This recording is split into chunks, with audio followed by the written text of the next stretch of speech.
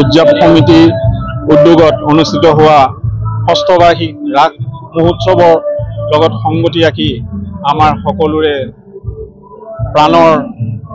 প্ৰাণৰো প্ৰাণ জুবিন গাৰ্গদেৱৰ আজি এই শ্ৰদ্ধাঞ্জলি অনুষ্ঠানত উপস্থিত থকা সমূহ ৰাইজকে মই ধন্যবাদ আৰু কৃতজ্ঞতা জ্ঞাপন কৰিছোঁ।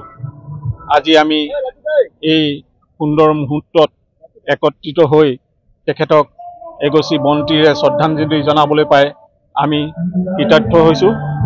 পৰৱৰ্তী পৰ্যায়ত আমি যদিও ৰাস উদযাপন কৰিবলৈ আৰম্ভ কৰিবৰ কাৰণে আমি প্ৰচেষ্টা চলাইছোঁ, তথাপিও এই ৰাস মহোৎসৱৰ প্ৰাক মুহূৰ্তত আমি এই মহান শিল্পীগৰাকীক যদি এগছি বন্তিৰে আমি তেখেতক শ্ৰদ্ধাঞ্জলি জনাব নোৱাৰোঁ, তেনেহ'লে আমাৰ গোটেই অনুষ্ঠানটোৱে আধৰুৱা হৈ থাকিব। আজি গোটেই বিশ্বত আলোড়নৰ সৃষ্টি হৈছে। যিজন আজি মহানায়কৰ মহাপ্ৰয়াণ ঘটিল, সকলোৱে একেমুখে আজি স্বীকাৰ কৰিবই লাগিব।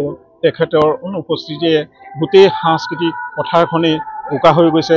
তথাপিও তেখেতৰ আদৰ্শ, তেখেতৰ সৃষ্টিক আমি ধৰি ৰাখিবই লাগিব। আমি এটা প্ৰজন্মৰ পিছত ইটো প্ৰজন্মলৈ আমি এই অৱধাৰিতভাৱে এই অনুষ্ঠানটো জীয়াই ৰাখিবৰ কাৰণে আমি প্ৰচেষ্টা চলাইছোঁ।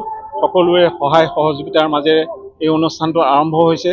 পৰৱৰ্তী পৰ্যায়তো ঠিক এনেধৰণে অনুষ্ঠান কৰি মহান শিল্পীগৰাকীক যদি আমি প্ৰতি মুহূৰ্ততে তেখেতক শ্ৰদ্ধা জনাই থাকিব পাৰোঁ, তেতিয়াহ'লে এই শিল্পীগৰাকীক আমি আচলতে তেওঁৰ প্ৰতি আচল যিটো আমাৰ তেখেতৰ প্ৰতি শ্ৰদ্ধা বা মৰম, সেইটো আমাৰ মাজত ৰখা হ'ব।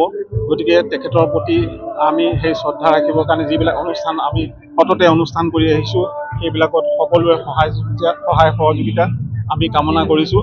আৰু আজি ইয়াৰ পিছতে আমাৰ এই ৰাস মহোৎসৱ আৰম্ভ হ'ব। গতিকে সকলো ৰাইজৰ সকলোৰে সহায় সহযোগিতা আমি কামনা কৰি আজি অনুষ্ঠানটো ইমানতে শেষ হৈছে বুলি আমি জনালোঁ। ধন্যবাদ।